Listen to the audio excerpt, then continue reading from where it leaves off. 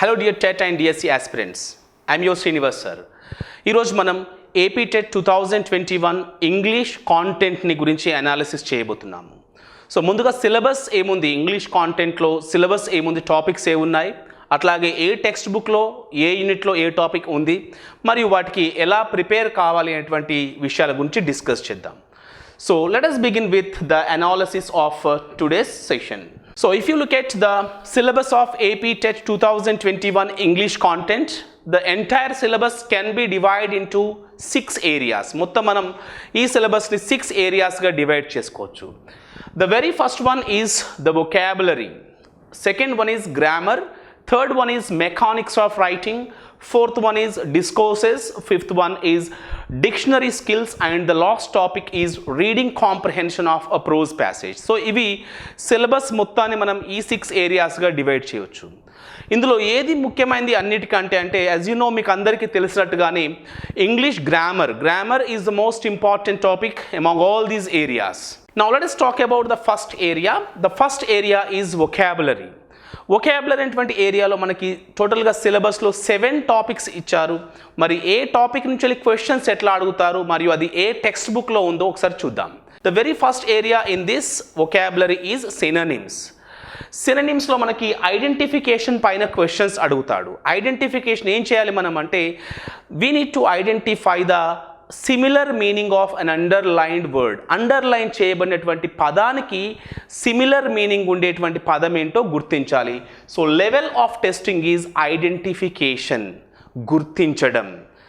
And the second one is antonyms. Antonyms అంటే మనకు తెలుసు the words that have the opposite meaning, వ్యతిరేకమైనటువంటి అర్థాన్ని కలిగినటువంటి పదాలని గుర్తించాలి. This is also on identification. Opposite meaning వర్డ్స్ని ఐడెంటిఫై చేయడం అడుగుతారు.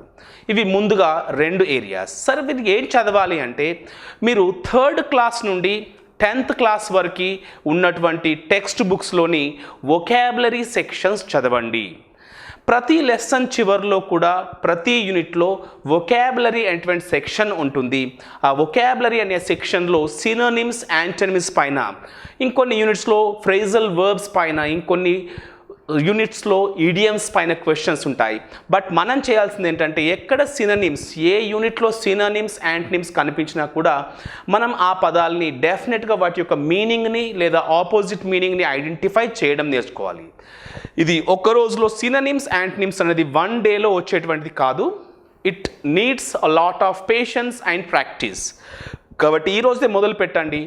టెక్స్ట్ బుక్స్ తీసుకోండి, అందులో ఏ యూనిట్లో ఎక్కడ సినోనిమ్స్ ఉన్నాయి, ఎక్కడ యాంటోనిమ్స్ ఉన్నాయో మీరు ఐడెంటిఫై చేయడం, అర్థం చేసుకోవడం మొదలు పెట్టండి. The next one is homonyms and homophones. 3rd, 4th areas వచ్చేసి మనకి హోమోఫోన్స్ అండ్ హోమోనిమ్స్.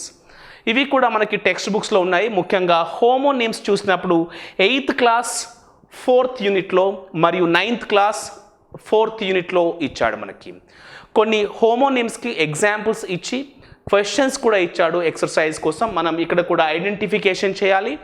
ఇచ్చినటువంటి హోమోఫోన్కి అండ్ హోమోనిమ్స్కి సరైనటువంటి పదాలని ఐడెంటిఫికేషన్ చేయాలి.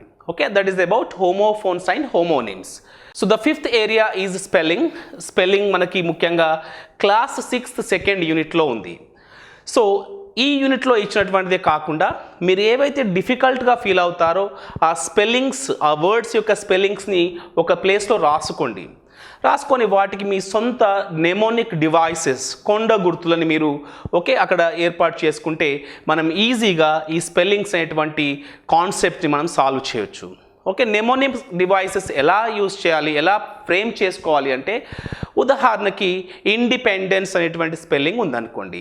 సో ఏంటి independence spelling? INDEPENDENCE. That is the spelling of the word independence. So దీనికి మనం రాసేటప్పుడు independence. So if you look at this particular spelling, it has all is. ఇక్కడ ఏ ఎక్కడ కూడా లేదు, it has all is. It has 4 is.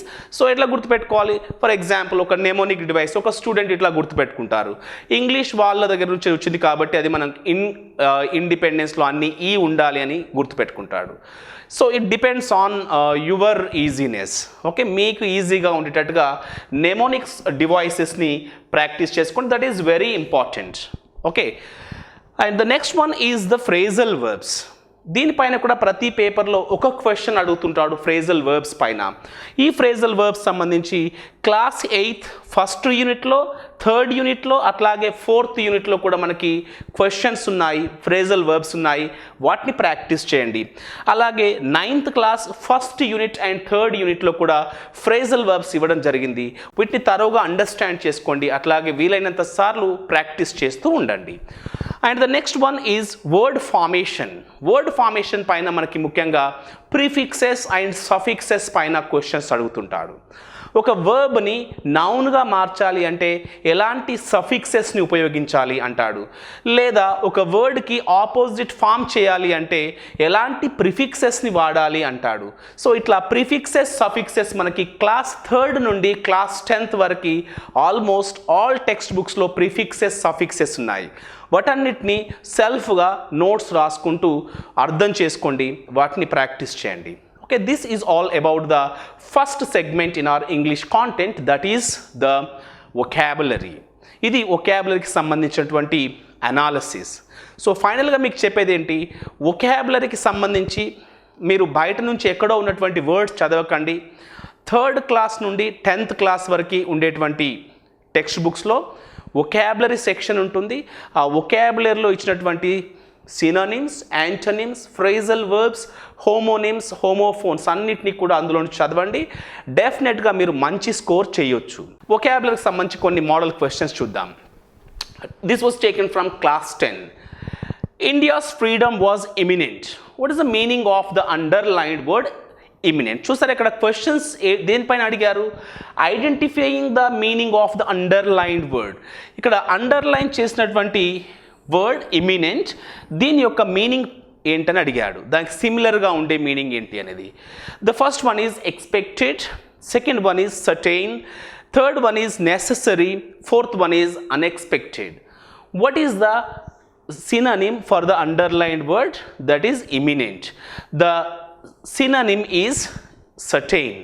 Okay, తప్పకుండా వస్తుంది అనేది దాని యొక్క మీనింగ్ అవుతుంది. That is called the synonym. Let us look at one more question now. Identify the word with incorrect spelling. ఇక్కడ 4 words ఇవ్వబడినాయి. ఇందులో ఒక స్పెల్లింగ్ మాత్రం రాంగ్గా ఇవ్వబడింది. You have to identify the word with incorrect spelling. The very first one is parallel. Parallel చూడండి, it has double L at the beginning and single L at the ending. So this is a correct spelling. There is no error in the spelling of the word parallel. Second one is receive. Okay, receive. గుర్తుపెట్టుకోండి, ఇక్కడ confusion ఏంటి చాలా మందికి అంటే IE అనేది ఒక problem ఉంటుంది. So it's very simple. Usually ఇక్కడ మనం దేని కొరకు వాడుతున్నాము? ఈ అనేటువంటి సౌండ్ కొరకు వాడుతున్నాము. సో ఈ అనే సౌండ్ కొరకు ఎక్కువగా వాడేది ఈఐ లేదా ఐఈ వాడతాము. So very simple. ఎక్కడైతే సి వస్తుందో దాని తర్వాత ఈఐ వాడండి. సి వచ్చినప్పుడు ఈఐ, రిమైనింగ్ లెటర్స్కి అయితే ఐఈ వస్తుంది. ఉదాహరణకి డిసీవ్, సి ఉంది కాబట్టి ఈఐ, డిసీవ్. రిలీఫ్ చూడండి, RELIEF, ఇక్కడ ఎల్ వచ్చింది కాబట్టి ఐఈ వాడాం మనం. So this is a very simple spelling. C వచ్చినప్పుడు ఈఐ రావాలి, వేరే లెటర్స్ వచ్చినప్పుడు ఐఈ వస్తుంది. So this is the spelling. ఇట్లా నెమోనిక్స్ గుర్తుపెట్టుకోవాలి మనం. So second spelling is also appropriate. And the third one is relieve. Relieve, L undi kabatti IE, this is also appropriate. And obviously the last spelling is incorrect. That is hypocrisy. Here hypocrisy lo HYPOCRISY. So that is the incorrect spelling for this particular word. Now let us look at one question from the prefixes and suffixes. Word formation paina oka question chuddam. Choose the suffix that can be used to make an adjective. So ఇందులో adjective form చేయడానికి ఒక suffix ఉంది, దాన్ని identify చేయమని question అడిగాను. The first suffix is DOM. DOM is the first one. Usually DOM ఉపయోగించుకొని nouns form అవుతాయి. Okay, nouns form అవుతాయి. ఉదాహరణకి కింగ్డమ్, విజ్డమ్, బోర్డమ్ లాంటివి. This is not a suffix to form an adjective. So that is wrong answer. The second one is ship. The second suffix is ship. Ship ఉపయోగించుకొని కూడా మనకి abstract nouns form అవుతాయి, like friendship, relationship, okay, so partnership, ఇవన్నీ కూడా nouns అవుతాయి. So second one is also not the correct answer. Third one is IVE. So this is the suffix to form an adjective. Adjective తయారు చేయడానికి ఉపయోగపడేటువంటి suffix ఇది IVE. ఉదాహరణకి negative, positive, informative, ఇవన్నీ కూడా IVEతో ఎండ్ అవుతున్నాయి. IVEతో ఎండ్ అవుతున్నాయి కాబట్టి ఇది అడ్జెక్టివ్ని చేయడానికి ఉపయోగపడేటువంటి suffix. And the last one is MENT. MENT అనేది వర్బ్ని నౌన్గా మార్చేటువంటి సఫిక్స్. ఉదాహరణకి improve, improvement, develop, development. So what is the answer? Third one is the answer. Okay, IVE అనేది అడ్జెక్టివ్ ఫామ్ చేయడానికి ఉపయోగించే సఫిక్స్ ఈ 4 ఆప్షన్స్లో. సో ఈ రకంగా మనకి synonyms, antonyms, prefixes, suffixes, spelling పైన క్వశ్చన్స్ అడుగుతుంటాడు. దీనికి మనం ఫాలో కావాల్సింది కంప్లీట్గా 3rd to 10th class text బుక్లో ఉండేటువంటి vocabulary. Now let's move on to the second segment, that is grammar. చాలా ముఖ్యమైనటువంటి ఏరియా మనకి ఇంగ్లీష్ కాంటెంట్లో గ్రామర్ చూద్దాం ఇప్పుడు. In grammar the first topic is helping verbs. Helping verbs is the first topic. ఈ helping verbs సంబంధించి forms ఏముంటాయి and their contractions. Okay, contractions ఏంటి, కాంట్రాక్టెడ్ ఫామ్లో ఎలా రాస్తాము, మరియు హెల్పింగ్ వర్బ్స్ ఉన్నటువంటి ఫార్మ్స్ ఏంటి. మనం ముఖ్యంగా be forms, do forms, have forms, ఈ ఫార్మ్స్కి సంబంధించి నేర్చుకోవాలి. కొన్నిసార్లు హెల్పింగ్ వర్బ్స్ రూపంలో ఉన్నప్పటికీ మెయిన్ వర్బ్స్గా వాడబడతాయి, ఎప్పుడు మెయిన్ వర్బ్స్ అవుతాయి. These areas are to be covered in this area. And the next one is modal auxiliaries. Modal auxiliary verbs and the second grammar topic. ఇది ముఖ్యంగా 5th క్లాస్ 5th యూనిట్లో, 10th class 4th యూనిట్లో, 7th క్లాస్లో ఉన్నటువంటి 1st and 4th యూనిట్లో ఇవ్వబడింది. ఒక్కో model వర్బ్స్కి సంబంధించి వాటి యొక్క ఫంక్షన్స్ ఏంటి తెలుసుకోవాలి మనం. ఓకే, ఉదాహరణకి మే అనేటువంటి మోడల్ వర్బ్ని ఏ సందర్భంలో ఉపయోగిస్తాము, మైట్ అనేటువంటి మోడల్ వర్బ్ని ఎప్పుడు ఉపయోగిస్తాము. We need to know the functions of the modal verbs. Very important topic. ప్రతి టెట్ ఎగ్జామినేషన్లో ఒక క్వశ్చన్ దీనిపైన అడుగుతున్నాడు. సో ఈ యూనిట్స్లో ఉన్నటువంటి మోడల్ వర్బ్స్ని థరోగా చదవండి, ప్రాక్టీస్ చేయండి. The next one is ordinary verbs. ఈ ఆర్డినరీ వర్బ్స్ సంబంధించి ఇక్కడ మనం వాటి యొక్క ఫార్మ్స్ ఏంటి, ఫంక్షన్ ఏంటి, అట్లాగే కాంట్రాక్షన్స్ ఏంటి, ఇవి మనం డిస్కస్ చేయాలి. ఓకే, వీటికి సంబంధించి మీకు 3rd క్లాస్లో ఉన్నటువంటి 5th and 6th యూనిట్స్లో, 3rd class 5th and 6th యూనిట్లో మనకి ఎక్సర్సైజెస్ ఉన్నాయి, నోట్స్ ఉన్నాయి. Read them thoroughly and practice them. So this is about the first 3 topics. Let us discuss the questions. He can sing for 8 hours at a stretch. So ఇక్కడ can అనేటువంటి modal verb ability లేదా capacity గురించి తెలియజేస్తుంది, సామర్థ్యాన్ని గురించి తెలియజేస్తుంది. So answer is the first one. The next one, 4th topic is articles. ఆర్టికల్స్లో మనం ఏం చదవాలి అంటే use of articles. A, and, the అనే ఆర్టికల్స్ని ఏ ఏ సందర్భాల్లో ఉపయోగించాలి, అలాగే omission of the articles. Okay, ఆర్టికల్స్ని ఎక్కడ ఉపయోగించకూడదు అనేది 10th క్లాస్లో ఉంది మనకి, ఒమిషన్ ఆఫ్ ద ఆర్టికల్స్ గురించి. సో ఈ 4 ఏరియాస్ని చదివినప్పుడు ఆర్టికల్స్లో మంచి స్కోర్ సాధించవచ్చు. సో ముఖ్యంగా ఇక్కడ మనం చూసినప్పుడు 6th క్లాస్ 3rd యూనిట్లో, 7th క్లాస్ 2nd యూనిట్లో ఆర్టికల్స్కి సంబంధించి చాలా మంచి పాయింట్స్ ఇచ్చారు. ఆ పాయింట్స్ని మనం చదివి కింద ఉన్నటువంటి క్వశ్చన్స్ని ప్రాక్టీస్ చేస్తే చాలా వరకు మంచి స్కోర్ సాధించవచ్చు. ఈ ఆర్టికల్స్ చదివేటప్పుడు రూల్స్ నేర్చుకుంటూనే ఆ రూల్స్కి ఉండేటువంటి ఎక్సెప్షన్స్ గురించి మనం తెలుసుకోవాలి. ఉదాహరణకి అబ్స్ట్రాక్ట్ నౌన్స్ ఉన్నాయనుకోండి. అబ్స్ట్రాక్ట్ నౌన్స్కి ముందు మనం ఆర్టికల్స్ని ఉపయోగించము అనే విషయం తెలుసు. అయితే కొన్నిసార్లు కొన్ని రేర్ కేసెస్లో అబ్స్ట్రాక్ట్ నౌన్స్కి ముందు కూడా ఆర్టికల్స్ని ఉపయోగించాల్సి వస్తుంది. ఎప్పుడు ఉపయోగించాలి అనేది కూడా మనం తెలుసుకుంటే ఎగ్జామినేషన్లో మంచి స్కోర్ చేయొచ్చు. ఉదాహరణకి ఇక్కడ క్వశ్చన్ చూడండి, he is dash heir to the throne. So what is the appropriate article to fill in this blank? ఈ బ్లాంక్ని దేంతో ఫిల్ చేయాల్సి ఉంటుంది? A, and, the, no article. ఏంటి ఇక్కడ? So here the pronunciation of this particular word is heir. Heir. Here H is silent. We do not pronounce this particular H. So it begins with a vowel sound. Heir అనే vowel సౌండ్తో మొదలవుతుంది కాబట్టి మనం ఇక్కడ an అనేటువంటి ఆర్టికల్ని ఉపయోగిస్తాము. So he is an heir to the throne. H is silent there. So ఈ రకంగా రూల్స్ని, వాటికి ఉండేటువంటి ఎక్సెప్షన్స్ని తెలుసుకొని ఈ క్లాసెస్లో ఇచ్చినటువంటి ఆర్టికల్స్ని మనం ప్రాక్టీస్ చేస్తే తప్పకుండా ఈ టాపిక్లో నుంచి వెళ్ళి మంచి స్కోర్ని చేయొచ్చు. Now let us look at the fifth topic. The fifth topic is prepositions. Okay, ఈ ప్రిపోజిషన్స్లో మనకి రెండు కాన్సెప్ట్స్ చాలా క్లియర్గా ఇచ్చారు.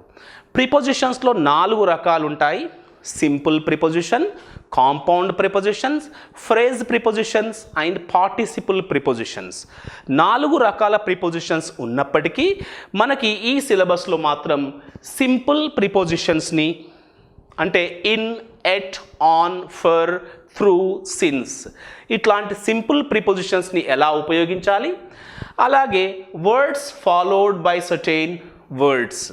ఓకే, వర్బ్స్ తర్వాత ఏ ప్రిపోజిషన్స్ వస్తాయి, అడ్జెక్టివ్స్ తర్వాత ఎలాంటి ప్రిపోజిషన్స్ వస్తాయి, ఇలాంటి కాన్సెప్ట్స్ని మనకి వర్డ్స్ ఫాలోయింగ్ సర్టెన్ ప్రిపోజిషన్ అనే టాపిక్ ఇది 10th క్లాస్లో ఉంది. సో రెండింటిని మాత్రమే చాలా స్పెసిఫిక్గా అడిగారు.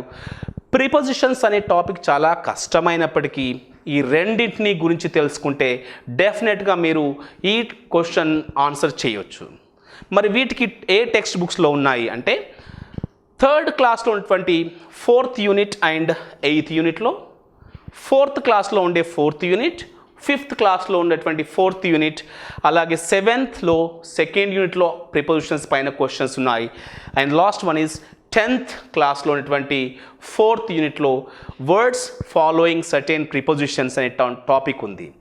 ఈ టెక్స్ట్ బుక్స్లో 5 టెక్స్ట్ బుక్స్లో ఉన్నటువంటి ప్రిపోజిషన్స్ని ప్రాక్టీస్ చేయండి. తప్పకుండా మీరు మంచి స్కోర్ని చేయొచ్చు. Look at one question. She takes pride dash her beauty. Fill in the blank with appropriate preposition. So ఏంటి ఇక్కడ? Of, in, over, by. ఈ 4 ఏది సరైనటువంటి ప్రిపోజిషన్, ఏది అవుతుంది? సాధారణంగా మీరు ప్రౌడ్ అనే పదం వినే ఉంటారు. ప్రౌడ్ అనే పదం తర్వాత సాధారణంగా ఆఫ్ అనేటువంటి ప్రిపోజిషన్ని ఉపయోగిస్తారు. ఉదాహరణకి she's proud of her beauty, I am proud of my country. Proud అనేది అడ్జెక్టివ్. ఈ అడ్జెక్టివ్ తర్వాత ఆఫ్ అనేటువంటి ప్రిపోజిషన్ని వాడతాము. కానీ ఇక్కడ ఏంటి? ప్రైడ్ నౌన్ ఇవ్వడం జరిగింది. ఓకే, సో ప్రైడ్ అనేటువంటి నౌన్ తర్వాత ఎప్పుడు మనం ఇన్ అనే ప్రిపోజిషన్ని ఉపయోగిస్తాము. So she takes pride in her beauty. Pride of కాదు, ప్రైడ్ ఇన్. దీన్నే వర్డ్స్ ఫాలోయింగ్ సర్టెన్ ప్రిపోజిషన్స్ అని చెప్పుకుంటాము. ఓకే, కొన్ని నౌన్స్ తర్వాత, కొన్ని వర్బ్స్ తర్వాత, కొన్ని అడ్జెక్టివ్స్ తర్వాత ప్రిపోజిషన్స్ ఫిక్స్డ్గా ఉంటాయి. ఆ ఫిక్స్డ్గా ఉండేటువంటి ప్రిపోజిషన్స్ని మనం బై హార్ట్ చేయాలి, నేర్చుకోవాలి. ముఖ్యంగా 10th క్లాస్లో ఉన్నటువంటి 4th యూనిట్లో ఈ టాపిక్ పైన ఉన్నాయి, ప్రాక్టీస్ చేయండి. Is clauses. Clauses is the next topic. Very important one. ప్రతి పేపర్లో 2 లేదా 3 క్వశ్చన్స్ మనకి క్లాజెస్ పైన అడుగుతున్నాడు. అండ్ ఇక్కడ మనకి సిలబస్లో వచ్చేసి 5 టాపిక్స్ ఇచ్చాడు క్లాజెస్కి సంబంధించి. The very first one is main clauses, second one subordinate clauses, third one is noun clauses, fourth one if clauses, and the fifth one is relative clauses. Defining and non-defining relative clauses. ఈ 5 టాపిక్స్లో నుంచి కలిసి సుమారుగా 2 లేదా 3 questions మనం ఎగ్జామినేషన్లో expect చేయొచ్చు. వీటికి సంబంధించి సబార్డినేట్ క్లాజెస్ సంబంధించి మీరు 9th క్లాస్ సెకండ్ యూనిట్లో 10th క్లాస్ సెకండ్ యూనిట్లో ఇవ్వబడినటువంటి క్లాజెస్ని పర్ఫెక్ట్గా చదివి అర్థం చేసుకోండి. అలాగే ఇఫ్ క్లాజెస్కి సంబంధించి 9th క్లాస్ 4th యూనిట్లో ఇవ్వబడినాయి ఇఫ్ క్లాజెస్. ఆ క్లాజెస్లో ఉన్నటువంటి 4 మోడల్స్ ఉన్నాయి. వీలైతే 4 మోడల్స్ని కూడా పర్ఫెక్ట్గా నేర్చుకుంటే ఒక క్వశ్చన్కి ఆన్సర్ చేయొచ్చు. ఈ క్లాజెస్ నేర్చుకునేటప్పుడు మనకి ఇఫ్ క్లాజ్ ఏం చెప్తుంది, మెయిన్ క్లాజ్ ఏం చెప్తుంది, ఈ రెండిటి యొక్క పూర్తి అర్థం ఏంటి అనేది నేర్చుకోవాలి. And the relative clauses, that is defining and non-defining relative clauses, ఇది 9thలో ఉన్నటువంటి 4th unit 10th క్లాస్లోని first unit పైన చాలా మంచి క్వశ్చన్స్ ఉన్నాయి. మీరు ఇదివరకు జరిగిన టెట్ ఎగ్జామినేషన్లో మ్యాక్సిమం వాటిలో నుంచే క్వశ్చన్స్ వచ్చాయి. సో తప్పకుండా మీరు వాటిని నేర్చుకోండి. అలాగే నాన్ ఫినైట్ క్లాజెస్ కూడా ఉంది 10th క్లాస్లో. Learn that particular topic also. ఎందుకంటే దీంట్లో నుంచి వెళ్ళి 2 లేదా 3 క్వశ్చన్స్ మనకి అడుగుతున్నాడు కాబట్టి మనం ఖచ్చితంగా ఈ ఏరియా పైన కమాండ్ తెచ్చుకోవాలి. Now let us look at one question from the classes. Classes పైన ఇంతకు ముందు ఇచ్చినటువంటి ఎగ్జామినేషన్లో అడగబడిన ఒక ప్రశ్న చూడండి. Nick, who was teased and bullied, had an electric wheelchair for mobility. ఇందులో అండర్లైన్ చేయబడినటువంటి పార్ట్ అండర్లైన్ చేయబడినటువంటి part who was teased and bullied అనేది ఏ క్లాజ్ అవుతుంది అని అడిగాడు. First one is defining relative clause and the second one is non defining relative clause, third one is if clause and fourth one is the main clause. Now let us see what type of clause is this. Nick had an electric wheelchair. This is a main clause. అది main clause అవుతుంది. But ఇక్కడ underline చేయబడినటువంటి part if clause కాదు. సో ఇది if clause కాదు, main clause కాదు, ఎందుకంటే ఇఫ్ లేదు కాబట్టి. Then 2 options are retained. One is the defining and second one is the non defining. So మరి ఈ డిఫైనింగ్ అవుతుందా నాన్ డిఫైనింగ్ అవుతుందా చూసినప్పుడు defining relative clause is not separated by a comma from the main clause. ఎప్పుడు కూడా defining relative clause అనేది main clause నుండి commas చేత సెపరేట్ చేయబడదు. కానీ నాన్ డిఫైనింగ్ రిలేటివ్ క్లాజ్ మాత్రం మెయిన్ క్లాజ్ నుండి కామాస్ చేత సెపరేట్ చేయబడుతుంది. Okay, it gives some additional information about that subject. ఇక్కడ నిక్ గురించి అడిషనల్ ఇన్ఫర్మేషన్ ఇస్తుంది ఈ పార్ట్. అట్లాగే కామాస్ చేత సెపరేట్ చేయబడుతుంది కాబట్టి we call that clause a non defining relative clause. దాన్ని నాన్ డిఫైనింగ్ రిలేటివ్ క్లాజ్ అని చెప్పుకుంటాము. This question is taken from class 10th class నుంచి తీసుకోబడింది. Very important topic. The next one is the sentence structures. Sentence structures అనేది next topic, 7th topic. దీంట్లో భాగంగా మన questions ఏమడుగుతున్నారంటే basic sentence structures అడుగుతున్నాడు. మనం కొన్ని బేసిక్ సెంటెన్స్ స్ట్రక్చర్స్ని తెలుసుకోవాలి. ఒక సెంటెన్స్ ఇచ్చినప్పుడు అందులో ఏది సబ్జెక్ట్ అవుతుంది, ఏది వర్బ్ అవుతుంది, ఏది ఆబ్జెక్ట్ అవుతుందో మనం గ్రహించగలగాలి. ఇక్కడ చూడండి, సింపుల్గా నేను కొన్ని స్ట్రక్చర్స్ ఇచ్చాను. ఒకసారి వీటిని అనాలిసిస్ చేయండి. మనం నెక్స్ట్ క్లాస్లో ఈ స్ట్రక్చర్స్ని చాలా డీటెయిల్గా డిస్కస్ చేద్దాం. The first structure is subject plus verb structure. Okay, subject plus verb structure అనేది మొదటిది. ఇందులో చూడండి, I swim. I is the subject and swim is the verb. So ఇది ఏ ప్యాటర్న్లో ఉంది, ఏ స్ట్రక్చర్లో ఉంది అంటే సబ్జెక్ట్ ప్లస్ వర్బ్ స్ట్రక్చర్లో ఉంది. Look at the second one, రెండవది చూడండి, subject plus verb plus object. ఇందులో సబ్జెక్ట్తో పాటుగా వర్బ్ ఆబ్జెక్ట్ వచ్చింది. What is the subject? I drive a car. I అనేది సబ్జెక్ట్, డ్రైవ్ అనేది వర్బ్, ఎ కార్ అనేది ఏంటి? ఆబ్జెక్ట్. సో ఇందులో ఏ ప్యాటర్న్లో ఉంది? Subject verb object. ఉదాహరణకు చూడండి, she ate a mango. She ate a mango. ఇది ఏ ప్యాటర్న్లో ఉంది అంటాడు. She is the subject, ate is the verb, a mango is the object. ఇట్లా మనం సెంటెన్స్ ప్యాటర్న్ని ఐడెంటిఫై చేయగలగాలి. Okay, the third structure. The third structure is subject plus verb plus complement. So ఇక్కడ చూడండి, హీ బికేమ్ ఏ డాక్టర్. ఇందులో he అనేది subject, became is the verb, a doctor is the complement. చూడండి ఇక్కడ complement may be a noun or it may be an adjective. అది ఒక noun కావచ్చు, complement అనేది అడ్జెక్టివ్ కావచ్చు. ఇక్కడ ఏ డాక్టర్ అనేది ఒక complement. what type of compliment is that? It is a noun. They look sick. They is the subject, look is the verb, sick is the complement, and that complement is nothing but an adjective. అది adjective అవుతుంది. And look at the fourth structure, subject plus verb plus indirect object and the direct object. Okay, ఇందులో I gave her a gift. I gave her a gift. ఇందులో I అనేది subject, gave అనేది verb and her అనేది indirect object. గుర్తుపెట్టుకోండి, ఒక సెంటెన్స్లో రెండు objects ఉన్నప్పుడు అందులో ఏదైతే లైఫ్లెస్ ఆబ్జెక్ట్, ప్రాణం లేనటువంటిది ఉంటుందో దాన్ని డైరెక్ట్ ఆబ్జెక్ట్గా, ప్రాణం ఉన్నటువంటి దాన్ని మనం ఇండైరెక్ట్ ఆబ్జెక్ట్గా తీసుకోవాలి. For example, he gave his wife a ring. He gave his wife a ring. He is the subject, gave is the verb, his wife is the object one, indirect object, a ring is the direct object. అలాగే ఇక్కడ కూడా I is the subject, gave verb, her indirect object, a gift is the direct object. The fifth structure is subject plus verb plus object plus complement. We elected him president.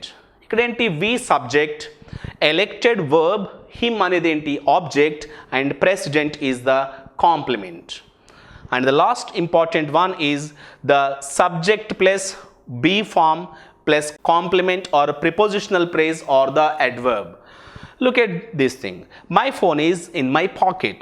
So my phone is the subject, is be form, in, that is in my pocket is the prepositional phrase.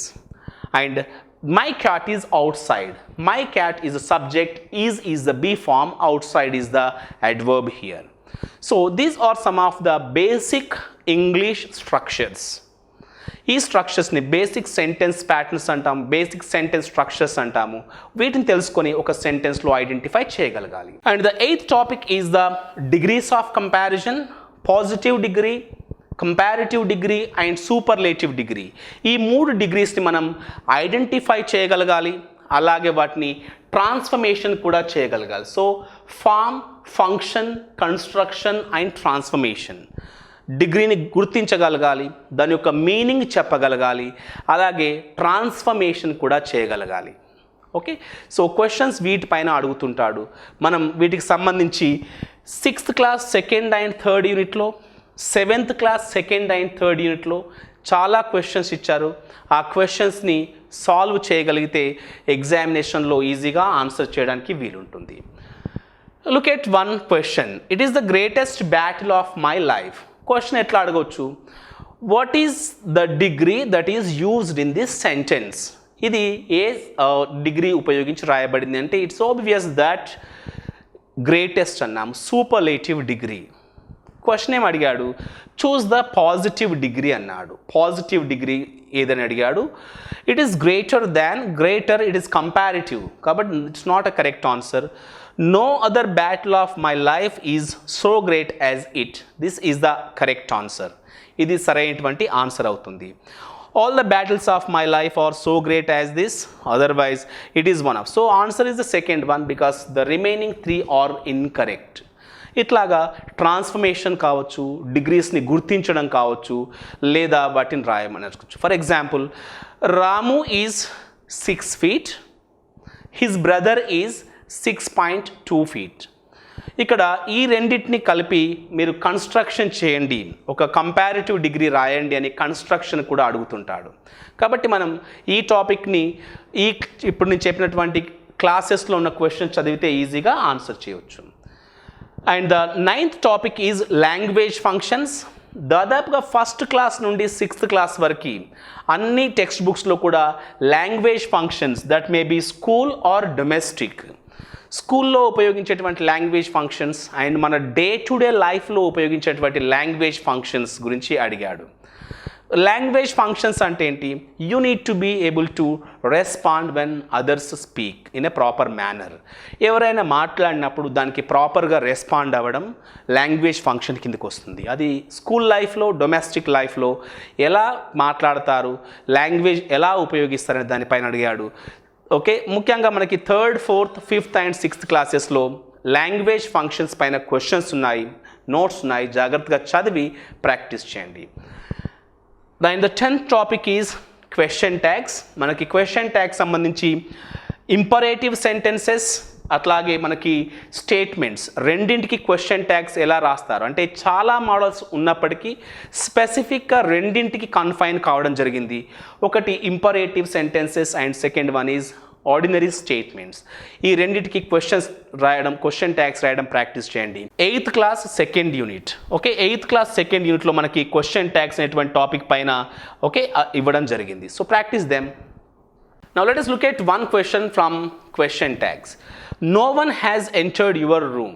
అంటే meaning ఏంటి? నీ రూమ్లోకి ఎవరు enter కాలేదు. ఈ స్టేట్మెంట్కి positive meaning ఉందా, negative meaning ఉందా అంటే మనందరికీ తెలుసు నెగటివ్ మీనింగ్ ఉంది, ఎవరు ఎంటర్ కాలేదు అని చెప్తున్నాము. సో మరి క్వశ్చన్ ట్యాగ్ చూద్దాం. హ్యాజెంట్ దే, ఇక్కడ నాట్ ఉంది కాబట్టి this is incorrect. Okay, already negative statement, not రాకూడదు. And second option haven't they, not ఉంది, this is also incorrect answer. And third one has anyone, ఇక్కడ no వన్కి appropriate pronoun they వస్తుంది, so this is also incorrect. Then what is the correct answer? The correct answer is have they.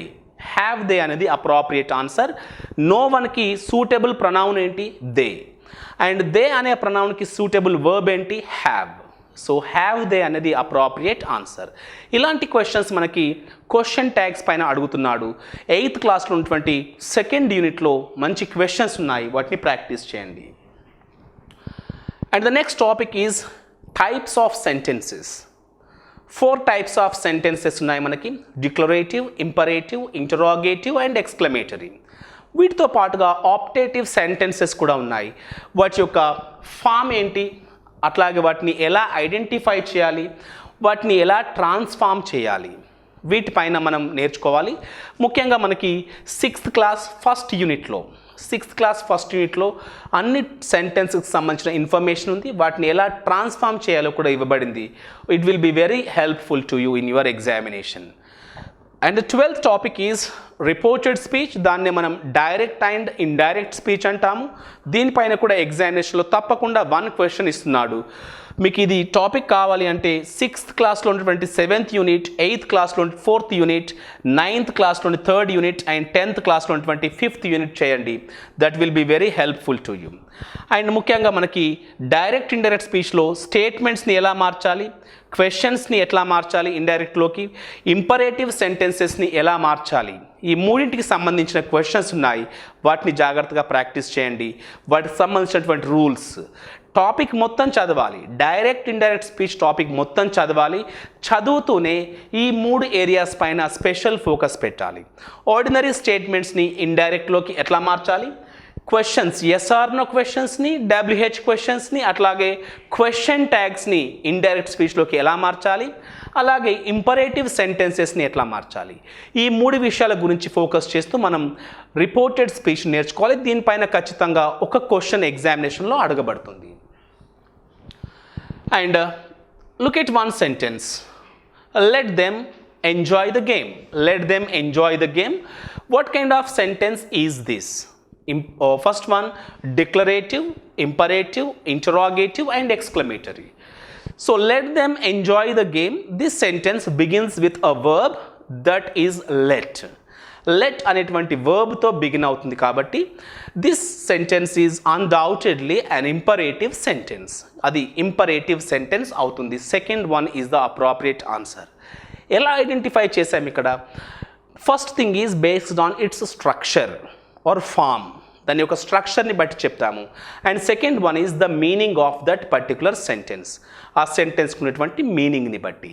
So ఇట్లా మనం సెంటెన్సెస్ని, even punctuation marks also will help you in identifying the type of sentences. Okay. And the next topic is the active voice and passive voice. It is also very important. మనకి 6th class 4th యూనిట్లో 10th class 6th యూనిట్లో మనకి active voice passive వాయిస్ని ఎలా మార్చాలి అనేది కొన్ని rules ఇచ్చారు. వాటిని నేర్చుకుంటూనే స్పెషల్గా identifying an active or passive voice 4 వాక్యాలు ఇచ్చినప్పుడు అందులో ఏది యాక్టివ్ వాయిస్ ఏది ప్యాసివ్ వాయిస్ గుర్తించడం, అలాగే ట్రాన్స్ఫర్మేషన్ ఒక యాక్టివ్ని ప్యాసివ్ వాయిస్లోకి మార్చడం తెలుసుకుంటే మనకు టాపిక్ ఈజీ అవుతుంది. ఉదాహరణకి ఇక్కడ క్వశ్చన్ చూడండి, identify the sentence which is in active voice. ఇందులో ఏది యాక్టివ్ వాయిస్లో ఉందో గుర్తించమని అడిగాడు. ఓకే, ఫస్ట్ క్వశ్చన్ చూడండి, lunch is served at 1 PM daily. నా చెప్పండి, ఇది యాక్టివ్ వాయిస్ అవుతుందా ప్యాసివ్ వాయిస్ అవుతుందా అంటే this is a passive form. ఎప్పుడు కూడా గుర్తుపెట్టుకోవాలి, be form plus V3, be form plus V3 ఎక్కడైతే ఉంటుందో దాన్ని మనం ప్యాసివ్ ఫామ్గా గుర్తించాలి. ఇక్కడ చూడండి, లంచ్ ఈజ్ సర్వ్డ్, ఈజ్ అనేది బీ ఫామ్, సర్వ్డ్ అనేది పాస్ట్ పార్టిసిపుల్ V3. సో అది ఆ స్ట్రక్చర్ ఏమవుతుంది, ప్యాసివ్ ఫామ్ అవుతుంది. This is not answer. You will not be allowed into this hall. Again, B form is there and past participle V3 is there. So this is also a passive voice. I shall have reached there by tonight. ఇక్కడ I shall have reached only past participle V3 ఉంది కానీ B form లేదు. So this is the answer. This is in active voice. She must have been punished by, so ikkada been plus punished undi kabatti this is also in passive voice. What is the appropriate answer? The answer is the third one. So gurtu pettukondi, B form plus V3 undi ante that is undoubtedly a passive voice. And the 14th topic is tenses. టెన్సెస్లో వచ్చేసి మనకి tenses చదవాలి, అట్లాగే conditionals type 1 and 3, type 1 and 3 చదవండి. అన్ని topics 3rd క్లాస్లో ఉన్నటువంటి text book మొదలు పెడితే 10th క్లాస్ వరకు అన్ని టెక్స్ట్ బుక్స్లో కూడా టెన్సెస్ పైన నోట్స్ అండ్ క్వశ్చన్స్ ఉన్నాయి. ప్రతి క్వశ్చన్ని కూడా మీరు సాల్వ్ చేయాలి, ప్రతి రూల్ని కూడా మీరు నేర్చుకోవాలి. అలాగే కండిషనల్స్ కూడా ఉన్నాయి మనకి. కండిషనల్స్ ముఖ్యంగా టైప్ 1 and 3 బాగా నేర్చుకోండి, ఎక్కువ క్వశ్చన్స్ వీటి నుంచి వస్తున్నాయి. And then word order in phrase or a sentence. ఒక ఫ్రేజ్ని డిజార్డర్లో ఇచ్చినప్పుడు మీరు దాన్ని అప్రాప్రియేట్ ఆర్డర్లో చేయడం, ఒక సెంటెన్స్ని జంబుల్డ్గా ఇచ్చినప్పుడు దాన్ని అప్రాప్రియేట్ ఆర్డర్లో పెట్టడం. So rearranging the sentences or the words or phrases. And the 6th one is subject verb agreement. ఒక సబ్జెక్ట్కి వర్బ్కి అగ్రిమెంట్ ఉండడం గురించి ఒక క్వశ్చన్ ఎగ్జామినేషన్లో అడుగుతున్నాడు, వీటిని కూడా మనం నేర్చుకోవాలి. And let us look at one particular question. Before that look at the tenses. Tenses నేర్చుకునేటప్పుడు ఈ ఏరియాస్ని ఫోకస్ చేయండి. ఫార్మ్ ఆఫ్ ద వర్బ్, ఒక వర్బ్ ఫామ్ ఎట్లా ఉంది, ఏ టెన్స్లో ఉంది. Second one use of the tense. Okay, tense యొక్క యూజ్ ఏంటి, ఏ సందర్భంలో ఉపయోగించాలి. Then clues to identify that particular tense. ఒక్కో టెన్స్ని గుర్తించడానికి ఒక్కో క్లూ ఉంటుంది. సో ఆ టెన్స్కి సంబంధించి క్లూస్ ఏవి ఉన్నాయి. Then sequence of the tenses. Okay, ఒక సెంటెన్స్లో 2-3 టెన్సెస్ వచ్చినప్పుడు ఏ సీక్వెన్స్ ఉండాలి. And changing the sentence. Okay, ఒక డిక్లరేటివ్ని ఇంట్రాగేటివ్లోకి మార్చడం, లేదా సింపుల్ ప్రజెంట్ని సింపుల్ పాస్ట్లోకి మార్చడం, transformation. And structure of this it is time, if I were, I wish, ఇట్లాంటి స్ట్రక్చర్స్లో ఏ వర్బ్స్ని యూజ్ చేస్తున్నాం.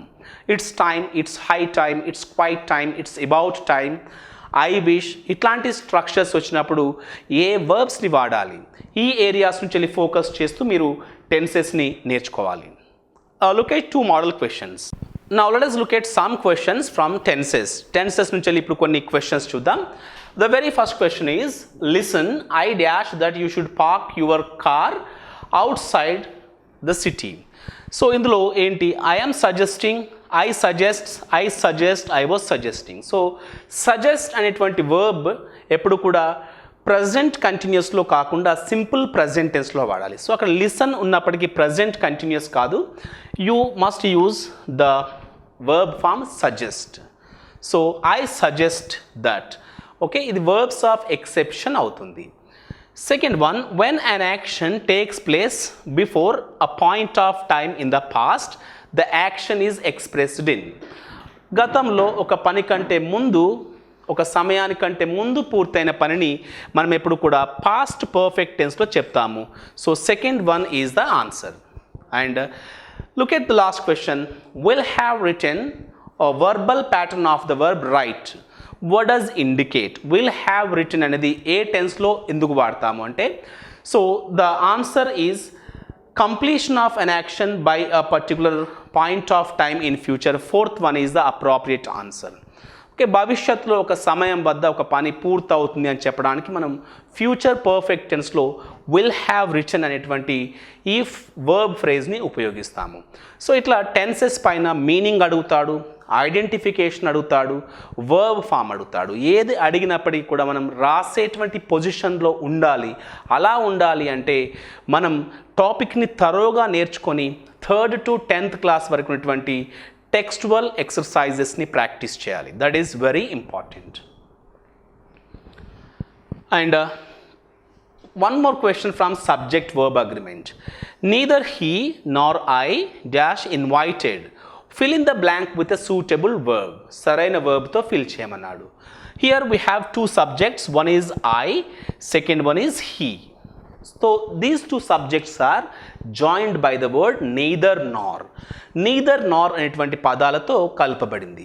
సో neither nor వచ్చినప్పుడు మనం ఎప్పుడు కూడా వర్బ్కి దగ్గరలో ఉండే సబ్జెక్ట్ని కన్సిడర్ చేయాలి. So are, Nar, neither nor, either or లాంటి పదాలు రెండు సబ్జెక్ట్స్ని కలిపినప్పుడు వర్బ్కి దగ్గరలో ఉండేటువంటి సబ్జెక్ట్ని కన్సిడర్ చేయాలి. సో వర్బ్కి దగ్గరలో ఏది ఉంది? ఐ ఉంది కాబట్టి so the answer is am. Am is the answer. Second one is the appropriate answer to this question. So ఇది సబ్జెక్ట్ వర్బ్ అగ్రిమెంట్లో సుమారుగా ఒక 10 రూల్స్ ఉంటే ఇది దాంట్లో ఒక ఇంపార్టెంట్ రూల్గా గుర్తుపెట్టుకోవచ్చు మనం. So the next topic is parts of speech. Parts of స్పీచ్లో ఉన్నటువంటి 8 పార్ట్స్ ఆఫ్ స్పీచ్ని, 8 టైప్స్ ఆఫ్ వర్బ్స్ని మనం క్లియర్గా అండర్స్టాండ్ చేసుకోవాలి. దీనికి కూడా అన్ని టెక్స్ట్ బుక్స్లో కూడా పార్ట్స్ ఆఫ్ స్పీచ్ పైన గ్రామర్లో భాగంగా ఇచ్చారు. ఆ నోట్స్ని చదవండి. ఓకే, చదువుతూ ఇప్పుడు నేను చేసిన ఏరియాస్ పైన ఫోకస్ చేయండి. ప్రతి పార్ట్స్ ఆఫ్ స్పీచ్కి సంబంధించి మీనింగ్ ఏంటి, దాని యొక్క డెఫినేషన్ ఏంటి, what is a noun, what is an adjective, what is a conjunction, ఇట్లా వాటి యొక్క meaning and definition and the types of those parts of speech. Conjunction ఉంటే వాటిలో టైప్స్ ఏ ఉన్నాయి, ప్రిపోజిషన్స్లో టైప్స్ ఏ ఉన్నాయి, nouns and its types, pronouns and its types.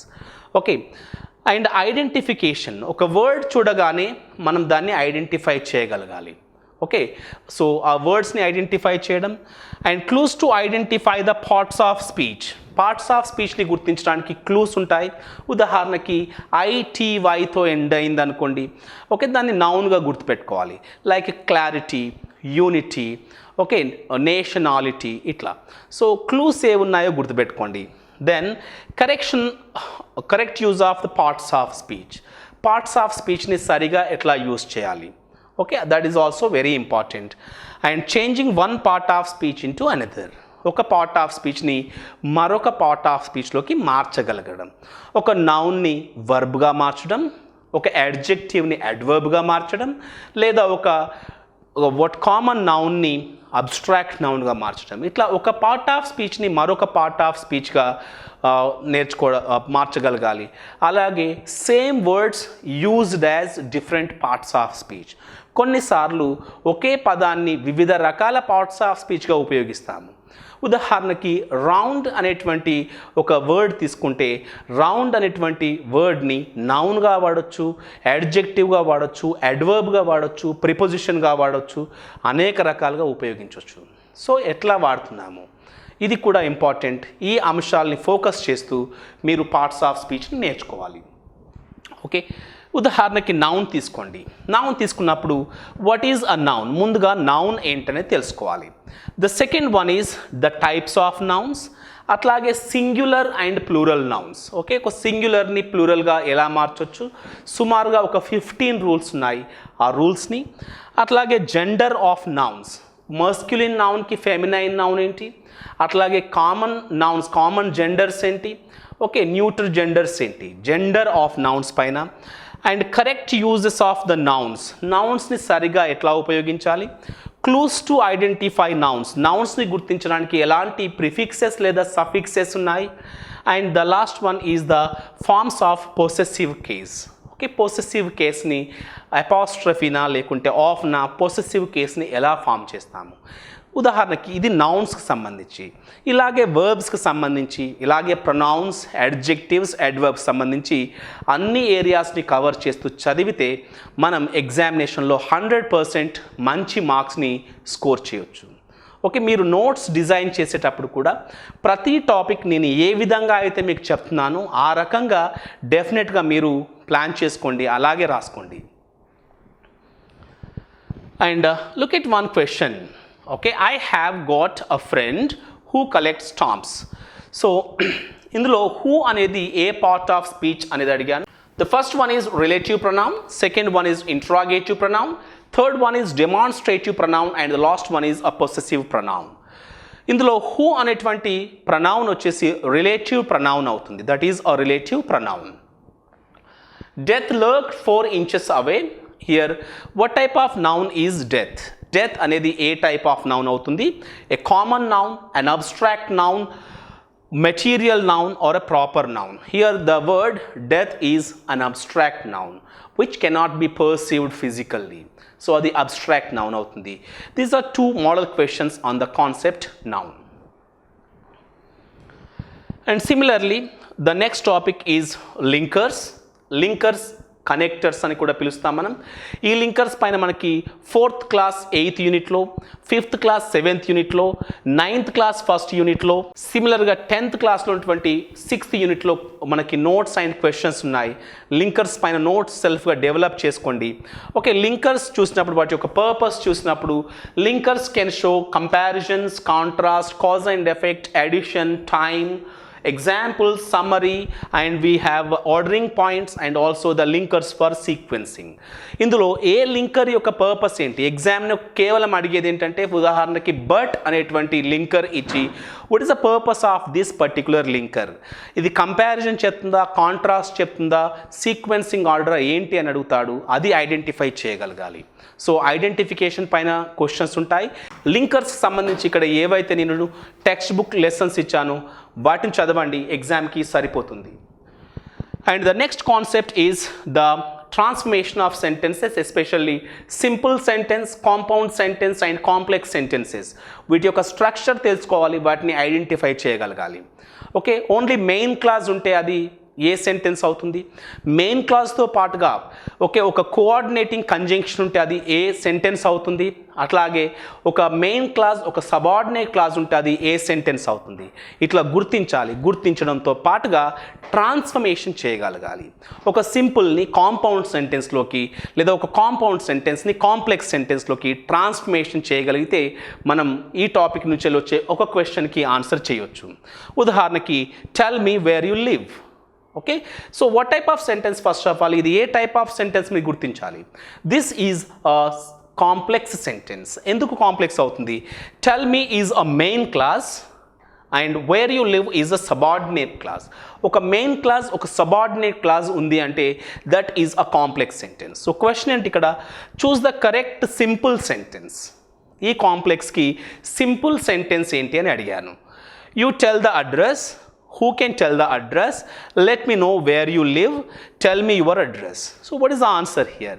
Simple is tell me your address. That is a simple sentence for this complex sentence. Itla transformation paina, identification paina questions ఉంటాయి simple, compound and complex sentences సంబంధించి. ఇప్పుడు 20వ topic చూద్దాం. That is common errors. Common errors పైన వొకాబులరీకి సంబంధించిన errors ఉంటాయి, అలాగే grammar topics సంబంధించిన errors ఉంటాయి. కాబట్టి అన్ని టాపిక్స్ చదవడం అయిన తర్వాత చివరగా చదవాల్సినటువంటి టాపిక్ ఏంటంటే కామన్ ఎర్రర్స్. ఇది కామన్ ఎర్రర్స్ నేర్చుకునేటప్పుడు టాపిక్ వైజ్ నేర్చుకోండి. ముందుగా నౌన్స్ లేదా పార్ట్స్ ఆఫ్ స్పీచ్కి సంబంధించిన ఎర్రర్స్, తర్వాత ఆర్టికల్స్కి సంబంధించిన ఎర్రర్స్, ప్రిపోజిషన్కి సంబంధించిన ఎర్రర్స్, టెన్సెస్కి సంబంధించిన ఎర్రర్స్, ఇట్లా ఒక్కో ఏరియా తీసుకొని ఎర్రర్స్ని ఐడెంటిఫై చేయడం నేర్చుకుంటే తప్పకుండా మనకి ఈ ఏరియాలో చాలామంది కష్టంగా ఫీల్ అయ్యేటువంటి ఏరియా. బట్ ఇప్పుడు నేను చెప్పినట్టుగా టాపిక్ వైజ్ ఎర్రర్స్ని ప్రాక్టీస్ చేస్తే డెఫినెట్గా మీరు వొకాబులరీ అండ్ గ్రామర్ టాపిక్స్లో ఉన్నటువంటి ఎర్రర్స్ని ఈజీగా ఐడెంటిఫై చేయొచ్చు. Then the next one is conventions of writing. So ఇప్పటివరకు మనం వొకాబులరీలో ఉండేటువంటి టాపిక్స్ చూసాము అండ్ గ్రామర్లో ఉండేటువంటి టాపిక్ చూసాము. Vocabulary is over, grammar is over. And the third one is conventions of writing. Conventions of writing is nothing but punctuation and capitalization. So మనకి first class నుండి 6th class వరకు ప్రతి text బుక్లో ఇచ్చారు. మీకు examination point of వ్యూలో 3rd, 4th, 5th, 6thలో ఇచ్చినటువంటి punctuation మార్క్స్ని డీటెయిల్గా చదవండి. వీటికి సంబంధించి క్యాపిటలైజేషన్ ఎలా, క్యాపిటల్ లెటర్స్ని ఎలా ఉపయోగించాలి, కామా ఎలా వాడాలి, full stop and question mark, ఫైనల్గా exclamation mark. So punctuation marks సంబంధించి మీరు ఎంటైర్ పంక్చువేషన్ మార్క్స్ని చదవాల్సిన అవసరం లేదు. ఇక్కడ ఇవ్వబడినటువంటి ఏరియాస్ని కవర్ చేయండి. ఫస్ట్ వన్ ఈజ్ క్యాపిటలైజేషన్, ఎక్కడ క్యాపిటల్ లెటర్స్ వాడాలి. Second one is comma, full stop, question mark and exclamation mark. ఈ ఎక్స్క్లమేషన్ మార్క్స్ని లేదా క్వశ్చన్ మార్క్స్ వీటన్నిటిని కూడా ఏ సిచ్యువేషన్స్లో వాడాలో నేర్చుకొని టెక్స్ట్ బుక్లో ఉన్నటువంటి సెంటెన్సెస్ని ప్రాక్టీస్ చేయండి. చాలా ఎగ్జాంపుల్స్ ఉన్నాయి ప్రతి టెక్స్ట్ బుక్లోని. ఓకే, ప్రతి యూనిట్లో ముఖ్యంగా 3rd to 6th వరకు ప్రతి యూనిట్లో కూడా మెకానిక్స్ ఆఫ్ రైటింగ్ కింద పంక్చువేషన్ మార్క్స్ ఇచ్చారు. మీరు ఆ క్వశ్చన్స్ ప్రాక్టీస్ చేయండి. That is enough for your examination. తప్పకుండా అది మీకు సరిపోతుంది. Look at 2 questions. A comma is used to. కామాని ఎందుకు వాడుతుంటాము? To introduce a list of items, to separate parts of a sentence, to express doubt, to indicate sentence completion. So here comma is used to separate parts of a sentence. Sentence లో ఉన్నటువంటి పార్ట్స్ని separate చేయడానికి మనం ఉపయోగిస్తాము. ఇది comma యొక్క usage పైన అడిగాడు. Choose the sentence with correct capitalization and punctuation. Okay, so ఎందులో ప్రాపర్ ఉంది? Who did Gopi marry, this is incorrect. Who did Gopi marry, inverted commas లేదు ఇక్కడ, ఇది కూడా wrong. Who did Gopi marry, she said. Okay, so ఇది wrong అవుతుంది ఎందుకంటే question mark లేదు ఇక్కడ. And last one is the correct one ఎందుకంటే inverted commas and question mark, full stop అన్నీ ప్రాపర్గా యూజ్ చేయబడినాయి. సో ఒక సెంటెన్స్లో మల్టిపుల్ పంక్చువేషన్ ఎర్రర్స్ ఉంటాయి, వాటిని ఐడెంటిఫై చేయగలగాలి మనం. కాబట్టి దీనికి సంబంధించి సింపుల్గా టెక్స్ట్ బుక్స్లో ఇచ్చినటువంటి మెకానిక్స్ ఆఫ్ రైటింగ్ ప్రాక్టీస్ చేయండి. That is more than enough for your examination. And the next concept is the discourses. డిస్కోర్సెస్కి సంబంధించి మనకి ఇక్కడ 3 డిస్కోర్సెస్ ఇచ్చాడు. లెటర్ రైటింగ్, ఆల్మోస్ట్ అన్ని టెక్స్ట్ బుక్స్లో కూడా ఫార్మల్ అండ్ ఇన్ఫార్మల్ రైటింగ్ సంబంధించి క్వశ్చన్స్ ఇవ్వడం జరిగింది. వాటిలో వచ్చినటువంటి లెటర్స్ని గమనించండి. ఒక్కో లెటర్లో ఫర్ ఎగ్జాంపుల్ ఫార్మల్ లెటర్ తీసుకుంటే అందులో కాంపోనెంట్స్ ఏముంటాయి? ఓకే, మనం ఫోకస్ చేయాల్సింది components. For example heading, okay, salutation, body of the letter, subscription, superscription, ఇట్లాంటి వాటి యొక్క మీనింగ్ ఏంటి, అవి ఏ ఏ లొకేషన్లో రాయాలి లెటర్లో, ఈ 2 విషయాల్ని ఫోకస్ చేస్తూ మీరు లెటర్ రైటింగ్ నేర్చుకోండి. And the next one is diary writing. Diary writing సంబంధించి 5th class 2nd unit, 6th class 4th unit and 10th class 6th యూనిట్లో డైరీ రైటింగ్ ఇవ్వబడింది. అందులో మనం నేర్చుకోవాల్సింది ఏంటంటే ప్రాసెస్. ఓకే, డైరీ రాసేటప్పుడు దానికి ఒక ఫీచర్స్ ఏముంటాయి, అందులో ఉన్నటువంటి కాంపోనెంట్స్ ఏంటి, ఏ ఆర్డర్లో రాయాలి, ఇవి నేర్చుకుంటూ ఉండాలి. And the next one is the description. It's a very simple thing. దీంట్లో స్టైల్ ఆఫ్ డిస్క్రిప్షన్ ఏంటి అనేది నేర్చుకోవాలి. So this is about the discourses. So here are 2 questions from the discourses. The first one is a letter to district collector should be written in a courteous style, in an intimate style, in a conversational style and in a colloquial style. So ఇక్కడ conversational, కలోక్యువల్, intimate ఈ 3 కూడా personal లెటర్స్లో వాడతాం, అంటే informal లెటర్స్లో వాడతాము. But formal letters ఎప్పుడు కూడా courteous స్టైల్స్లో రాయబడతాయి. So first one is the appropriate answer to this question. And look at the next one. Choose the true statement regarding a diary entry. Diary entry కి సంబంధించి నిజమైన statement ఏంటి? It is only factual and chronicle and written in formal language. It is witty, sarcastic and self-critical in addition to being factual. It is written in a dry, boring style. It is core mandated by law. Second one is the appropriate answer. It should be witty, it should be sarcastic, it should be self-critical in addition to be factual. ఫ్యాక్చువల్గా కూడా ఉండాలి. So these are the features of a diary entry. Diary రాసేటప్పుడు మనం ఈ ఫీచర్స్ని follow అవుతుంటాము. ఇలాంటి questions మనకి discourses పైన అడగడం జరుగుతుంది. సో 3 డిస్కోర్సెస్ ఉన్నాయి: letter writing, diary entry and description. ఈ మూడింటికి సంబంధించిన స్టైల్స్, వాటిలో ఉన్నటువంటి ఎలిమెంట్స్ గురించి తెలుసుకోండి. And the next topic is dictionary. డిక్షనరీకి సంబంధించి టర్మినాలజీ అడుగుతాడు. ఓకే, టర్మినాలజీ మెయిన్గా ఉంటుంది. సో దాని తర్వాత some techniques that are used to refer to a dictionary. ఒక డిక్షనరీ రెఫర్ చేయడానికి ఎలాంటి టెక్నిక్స్ని ఉపయోగిస్తారని అడుగుతాడు. సో ఈ రెండింటికి సంబంధించి మనం నేర్చుకోవాలి.